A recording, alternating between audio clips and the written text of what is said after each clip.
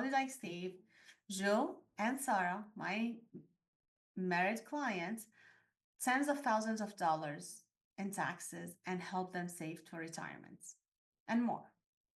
So let's dive in for this example. So, few facts here. Joe has a business. Sarah, she's stay-at-home mom. Of course, she has two little kids, or they have two little kids. So she's taking care of the kids. She's staying home. And again, Joe is a business owner.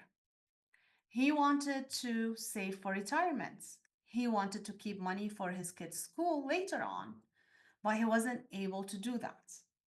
Sounds like you? Sounds like someone you know? Well, it sounds like a lot of people I know. I'm sure you know someone who's doing that. I'm sure you might be that one. So listen up if you or someone you know have this problem.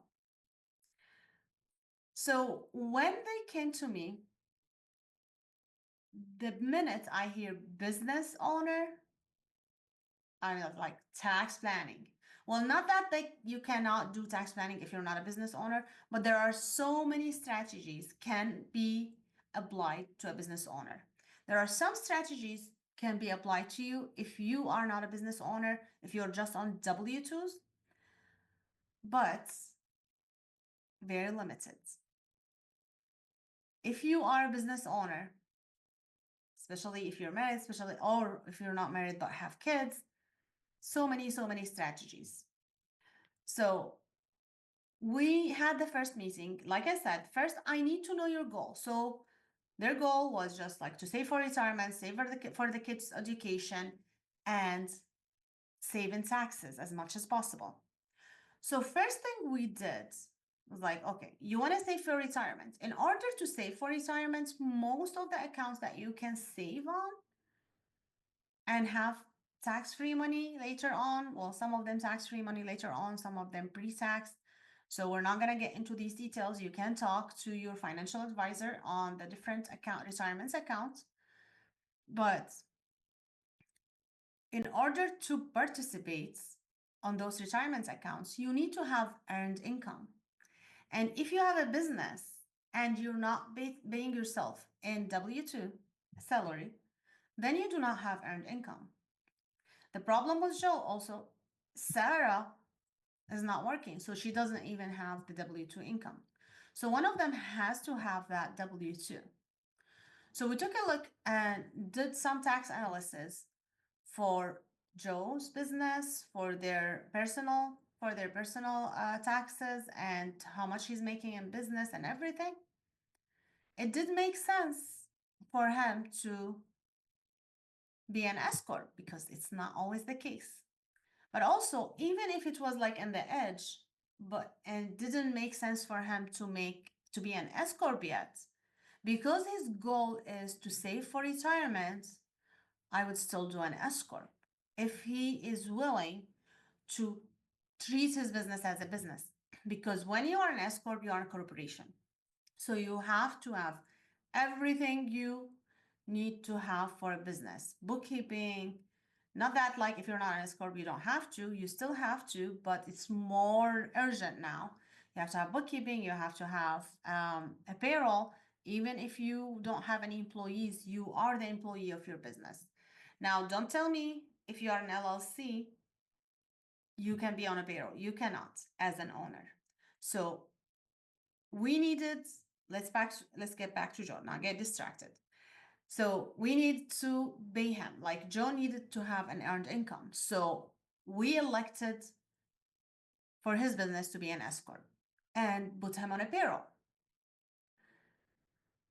When he's on a payroll, his company or his business is gonna issue him a W-2. He's gonna receive his paycheck every month, every 2 weeks, whatever he decides. He's the owner still, but he needs to do that, and he pays the payroll taxes. Now, see, he pays in taxes, so he's paying taxes. This is payroll taxes because this is the requirements, but he's gonna get so much more benefit after. He opened his Roth IRA account because he didn't want to worry about taxes later on in life. So Roth IRA, your money grows there tax free because you pay taxes before you put them. So it's you pay that your account before after you pay taxes. So it's a participation from your taxable income. So that income is still taxable even though it's gonna go to your Roth IRA, but when it grows tax free. So if you have it in stock market or you have it on a self-directed account, it is going to grow tax free, and that's the beauty of it. So whatever that money you make there, whenever you're gonna withdraw it later on in life, it's gonna be tax free. Isn't that great? It is. So that's the beauty of it. So he needed to be on salary. So we did that election, and then I worked with a financial advisor. We opened a Roth IRA for himself, opened another Roth IRA for his kids because their age was good age to help them in the business. So he was able to hire his kids.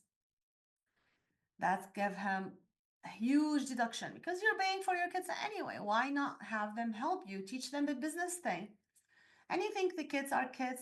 Well, they are kids, but it's great for them to learn how to work in a fun way.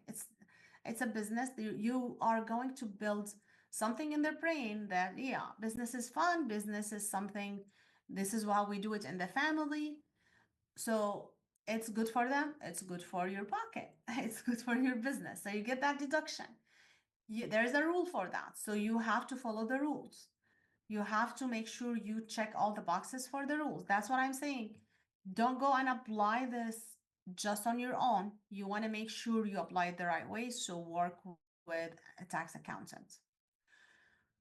So he was able to save a little bit around $30,000 because of the standard deductions.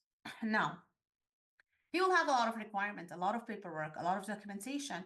He still has to file for his kids' taxes because on the state level, he is required to file to assess. So you want to pay attention that the standard deduction for the state is different than the standard deduction for the federal. But still, at the end of the day, he's going to save a lot of money.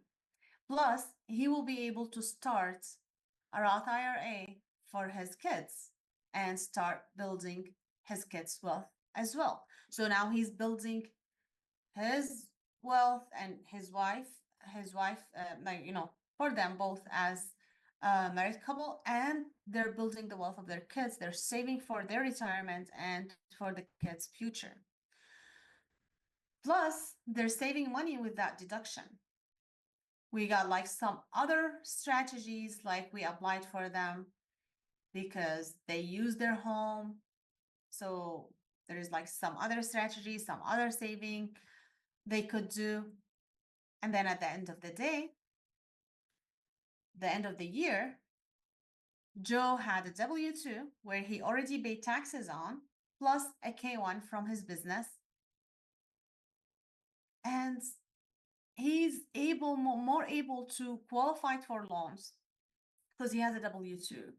And he's paying himself a reasonable salary, and he's saving for retirement, and he's saving on taxes, but he still has to pay the payroll taxes. But sometimes it depends on his overall situation. He might get some refund, and we analyze that, we study that to make sure like he doesn't get a lot of refund because we want him to use his money and save it for himself. We don't want to loan it to the government. But if he has any liability, he will pay it. He will pay his payroll taxes. If any income taxes that required, he pay it. But he pay it because he's happy, he's making money, but he's also saving money and also saving for his retirement, for his kids' future, building his legacy and wealth along with his wife. So this is the story of Joe. He's a happy client. He's very organized now. He's working with me on a monthly basis. I'm consistently working on the documentation, consistently working on making sure the bookkeeping looks fine, looks good. If he owes any estimated taxes or we think he might owe, we take care of it. But you know what? Most of the time, he doesn't owe that because he is he is paying himself. He is paying his kids. So the net income at the end of the day is not requiring him to pay much in income tax. So not it's very rare where he has to pay estimated taxes.